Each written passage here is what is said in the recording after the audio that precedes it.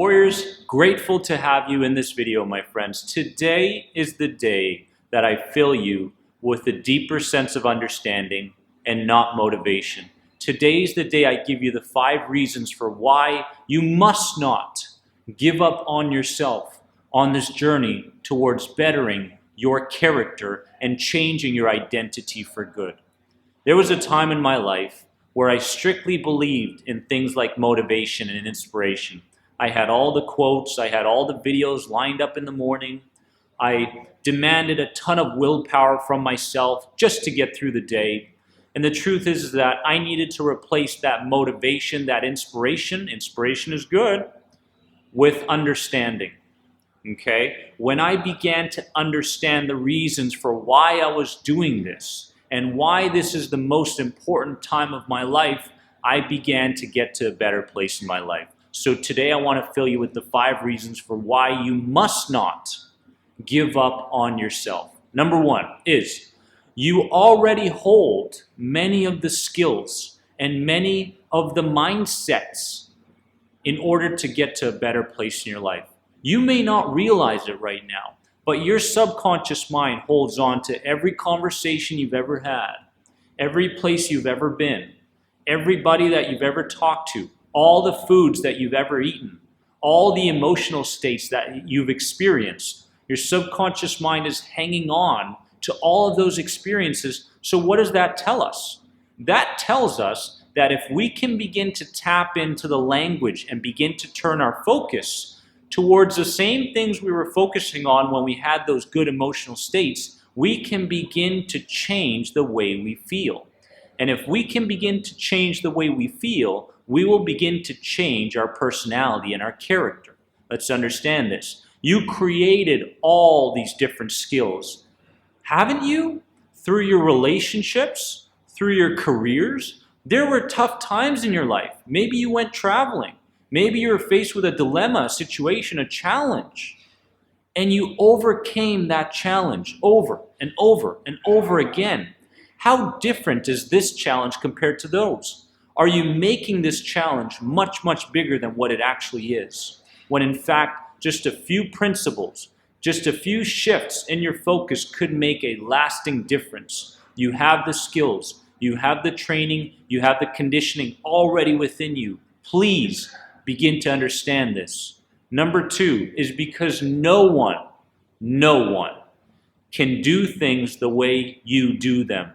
There are people on this planet who need your unique guidance, direction, and gifts. They're waiting to learn from you. They're waiting to understand through you and your actions and your words. You are unique. You are incredibly special. And you have a lot to give and offer to this world.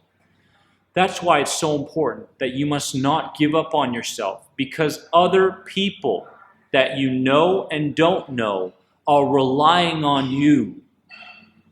Number 3 reason for why you must not give up on yourself is you need to prove to yourself.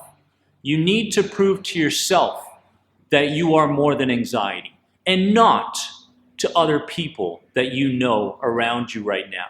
For so long, you've been a shadow of somebody else. Your thoughts, your beliefs, your actions, everything has been a shadow of someone else, whether you realize it or not.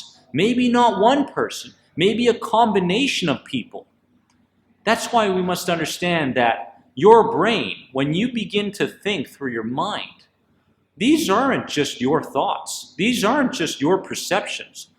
What you're thinking about is related to a connection to many different brains through childhood, through your teens, your 20s, 30s, everything, all your experiences.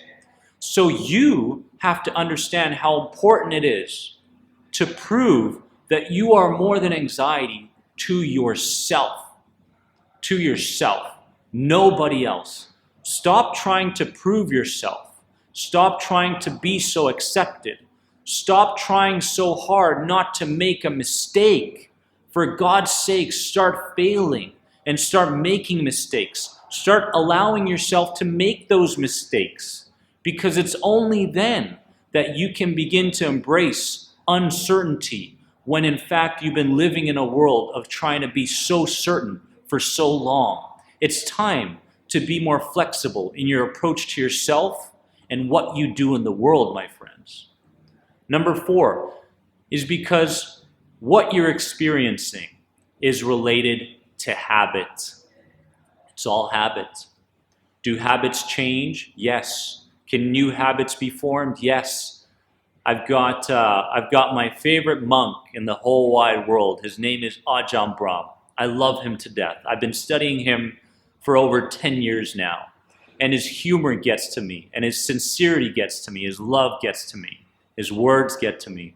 And he always tells this story about the 2 bad bricks, where a child wanted to create a little house for himself. I don't know if I'm telling the story right, but it's along these lines. He wanted to build this house for himself, and he went about building it. He finished the house, but when he finished the house, he was constantly focused on the 2 bad bricks that were unaligned.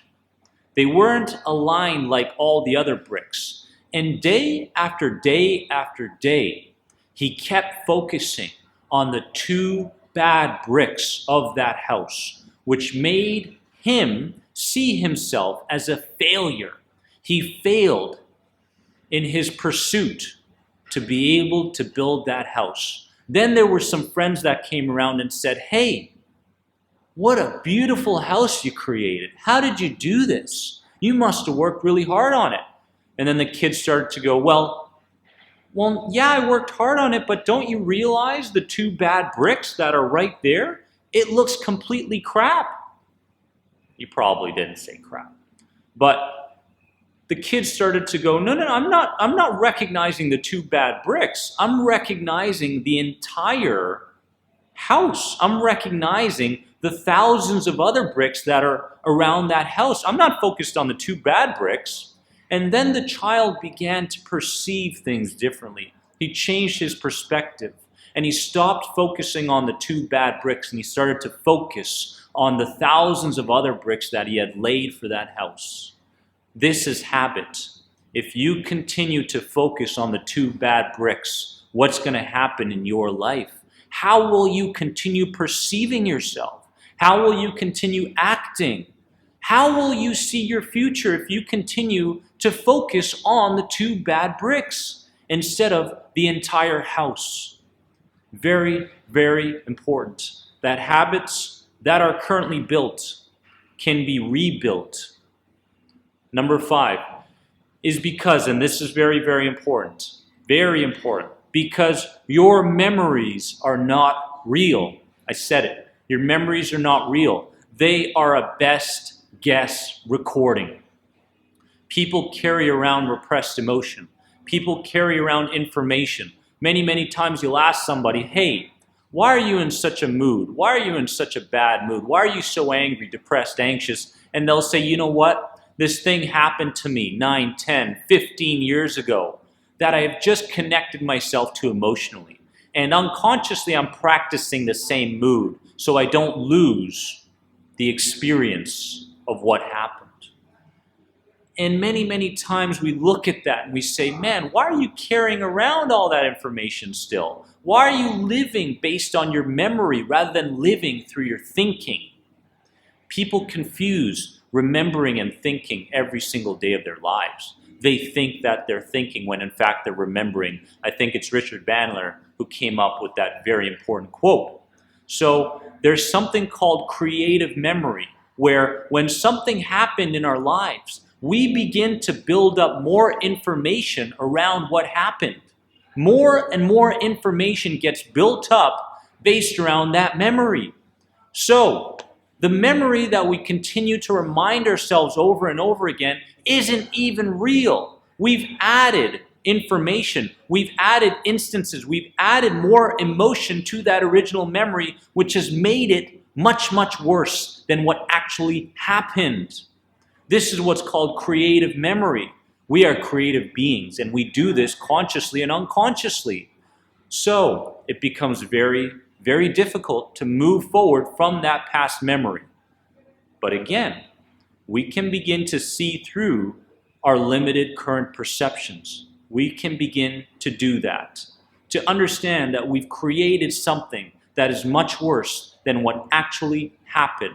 The way you see yourself when you were 15 is a lot different than how you actually were when you were 15. My friends, those are the reasons why it's so important that you don't stop this progression towards building up your new personality and your new identity. It's so important to get back on the horse that you fell off of. This is a temporary time. Don't give up on yourself because you are more than anxiety. Hit the bell below for all the notifications for my videos. I'll see you really, really soon. And if you have any questions, head on over to anxietyexit.com where you'll find the #1 CBT-based program for anxiety today. Get started. Love you all.